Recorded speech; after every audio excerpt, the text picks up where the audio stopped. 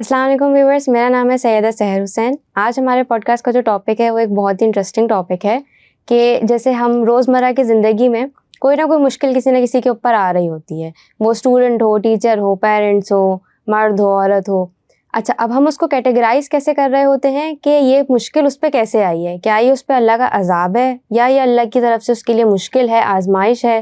یہ ٹاپک، اس پہ ہم بات کریں گے۔ آج ہمارے ساتھ موجود ہیں ڈاکٹر عمران یوسف۔ السلام علیکم۔ وعلیکم السلام بیٹا۔ سر، یہ ایک بہت کامن پریکٹس ہے کہ اگر کوئی کسی مشکل میں ہوتا ہے تو فوراً سے لوگ جو ہے وہ یہ جملہ جاری کر دیتے ہیں کہ اس پہ تو اللہ کا عذاب ہے۔ تو یہ چیز کیسے وہ جج کر رہے ہیں کہ یہ اللہ کا عذاب ہے، اور یہی چیز اگر ان پہ ہوگی تو وہ بولیں گے کہ نہیں، یہ ہمارے لیے تو اللہ کی طرف سے ایک آزمائش تھی اور ہمارا تو اللہ جو ہے وہ درجہ بڑھا دے گا اس بیماری سے۔ اس طرح کے جملے اپنے لیے کہتے ہیں، لیکن دوسرے کو وہ فوراً عذاب کی کیٹیگری میں کیوں ڈال دیتا ہے؟ عذاب ہے اس شخص کے اوپر جو کوئی بات اللہ اور اللہ کے رسول سے وہ منسوب کر دے جو انہوں نے نہ کہی ہو۔ اس شخص پر عذاب ہے کہ ایسی کوئی بات منسوب کر دے۔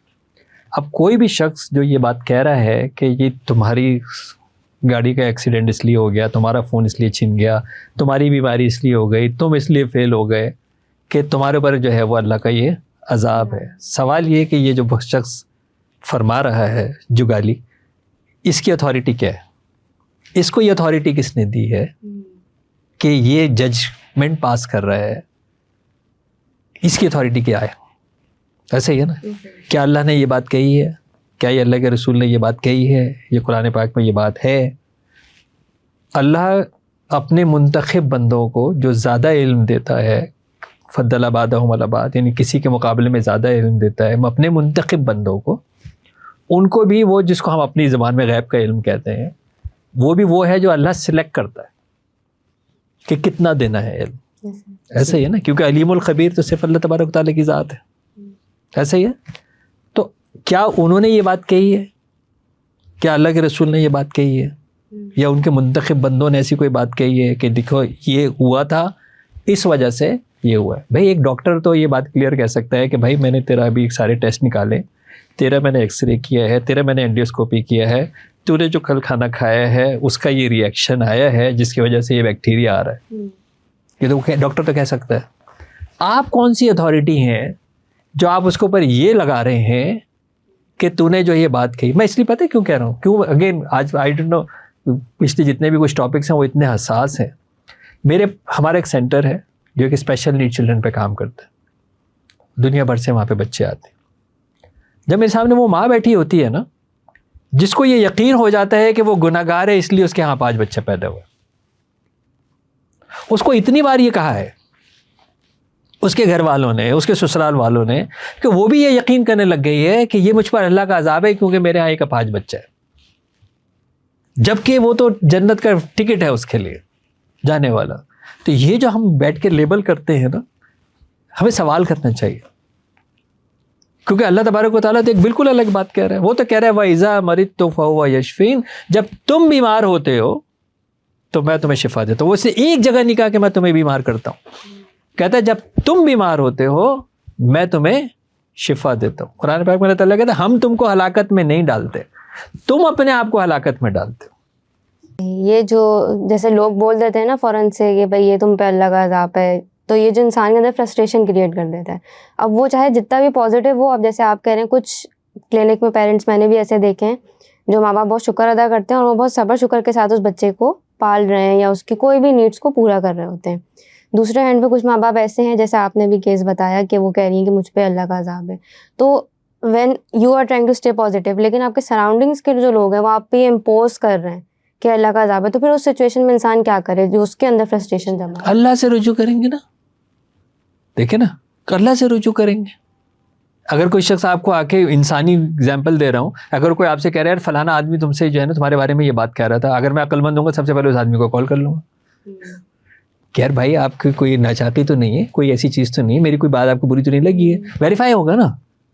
انسان کا کام ہے کہ وہ ویریفائی کرے، انسان کا کام ہے کہ وہ ہر بات کو ویریفائی کرے۔ ہم تو وہ خوش نصیب امتی ہیں کہ ہمارے پاس تو ماڈل بھی موجود ہے، پریزروڈ، لمحہ لمحہ ان کے اقوال اور باتیں بھی پریزروڈ ہیں، اور اللہ کی اپنی دی ہوئی کتاب پریزروڈ ہے جس کی حفاظت وہ خود کرتا ہے۔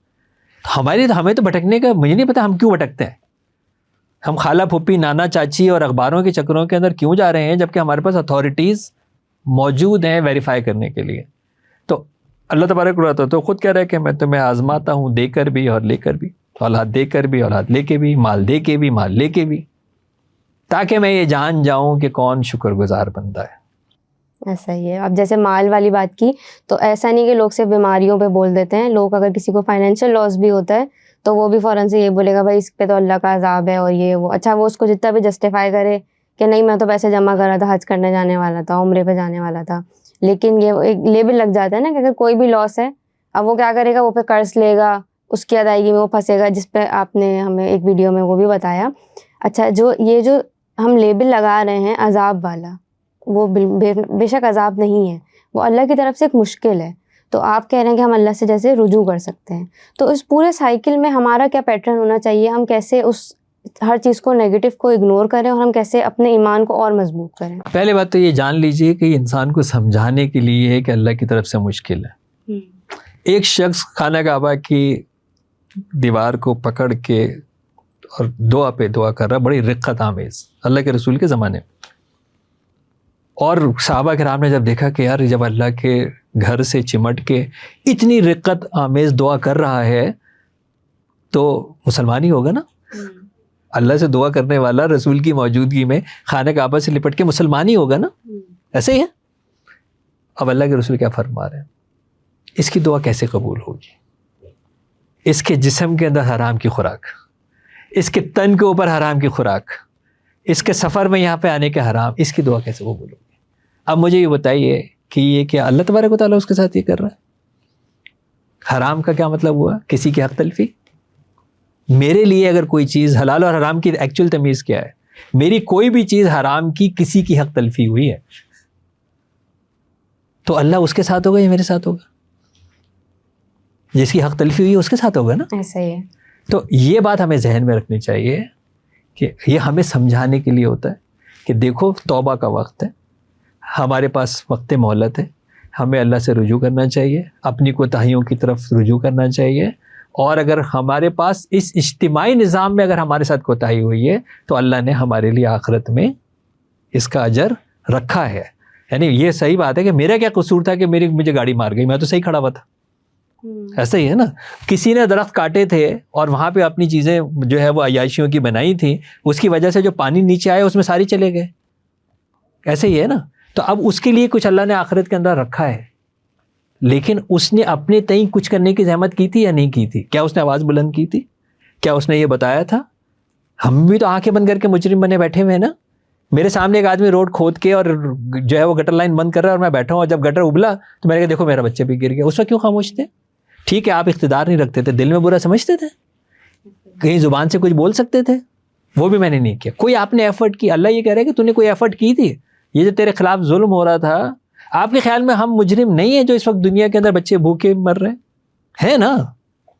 تو پھر وہ اللہ نے ہمیں کیوں عذاب تو نہیں دیا؟ ہماری کوتاہیاں، ہماری کوتاہیاں۔ اللہ تبارک و تعالیٰ رحمان اور رحیم ہے کہ وہ قہار اور جبار اس کے لیے ہے جو اس کے سامنے خدا بن کے کھڑا ہوتا ہے، جو اس کے سامنے خدا بن کے کھڑا ہوتا ہے اس کے لیے وہ قہار اور جبار ہے، ادروائز وہ صرف رحمان اور رحیم ہے، وہ آپ کو مہلتیں دیتا ہے۔ آپ یہ دیکھیں نا، مجھے اچھی طرح پتہ ہے کہ میں نے رات کو فضول کھانا کھایا ہے، شادی کا کھانا زیادہ کھایا ہے، زیادہ مرچوں کا کھانا کھایا ہے، میں اپنی وجہ سے بیمار ہوا ہوں، اور اللہ تبارک و تعالیٰ کو پھر مجھ کے اوپر ترس آ رہا ہے کہ وہ یہ کہہ رہا ہے کہ یہ تو تکلیف اٹھا رہا ہے نا، یہ بھی میں تیرے گناہ جھاڑ دوں گا، اس کو بھی میں نیکیوں میں رکھ دوں گا، اس میں بھی تیرے لیے فلاح رکھ دوں گا۔ اس سے حالانکہ مجھے خود پتہ ہے کہ یہ حرام خوری میں نے خود کی ہے، ڈاکٹر کے منع کرنے کے باوجود بھی میں کچے کباب کھا کے آیا ہوں ایسے ہی ہے نا۔ تو ہمیں یہ بات سمجھنا چاہیے کہ اللہ تعالیٰ رحمان اور رحیم ہے، وہ یہ چاہتا ہے کہ ہم حرکت نہ کریں، یہ ہلاکت ہم نہ لائیں، اور یہ اللہ تبارک و تعالیٰ کا کام ہے خاص طور سے اس وقت مہلت کے اندر کہ کس کے ساتھ کیا ہوگا۔ سینکڑوں روایات ہیں کہ اللہ تبارک و تعالیٰ کس طرح فیصلہ کرے گا۔ معراج میں اللہ کے نبی کو یہ دکھایا کہ اللہ تبارک و تعالیٰ کس طرح فیصلے کرے گا۔ کسی انسان کو یہ اختیار نہیں ہے کہ اس وقت مہلت کے موجودگی میں کسی کو یہ کلیم کر دے کہ تو ناکام ہو گیا۔ اس پہ کلوز کرتا ہوں، پیپر آپ دے رہے ہو، 3 گھنٹے ہوئے، 2 گھنٹے چل رہے ہیں، میں پیپر دے رہا ہوں، ایک ایگزامینر انویجیلیٹر آ کے میرا پیپر لے دے, یہ مجھے واپس کر دو اور تم فیل ہو گئے, میں مانوں گا؟ مانوں گا؟ نہیں مانوں گا نا. کیا کہوں گا تیرا کیا اختیار ہے بھائی, ابھی میرا پیپر کمپلیٹ نہیں ہوا, میرا بھی رزلٹ نہیں آیا, آپ اپنے اندازے سے کچھ بھی کہہ دیں. صحیح بات ہے. ٹھیک ہے, وہ آپ کا اندازہ ہو سکتا ہے, صرف اللہ کو یہ پتہ ہے. آپ کو پتہ ہے مین سورس اللہ ہے, صرف اللہ کو یہ اس میں پتہ کوئی ہے. جو بھی بولے گا آپ نے اس کو اگنور کریں. اسے کہیں بھائی اللہ سے رجوع کریں. Thank you doctor Imran. Viewers, جیسے کہ ہم نے اس ٹاپک پہ ڈسکشن کیا ہے کہ اگر آپ کی زندگی میں بھی کوئی مشکل آتی ہے تو اس کو آپ نے کیسے پازیٹیولی لینا ہے. اس ویڈیو کے بعد آپ کو اس بات کا اندازہ ہوا ہوگا. اگر آپ کا کوئی میسیج ہے یا اگر کوئی کمنٹ ہے تو آپ ضرور کیجیے, اور ہمارے اس پروگرام کو لائک کریں, شیئر کریں اور سبسکرائب کریں.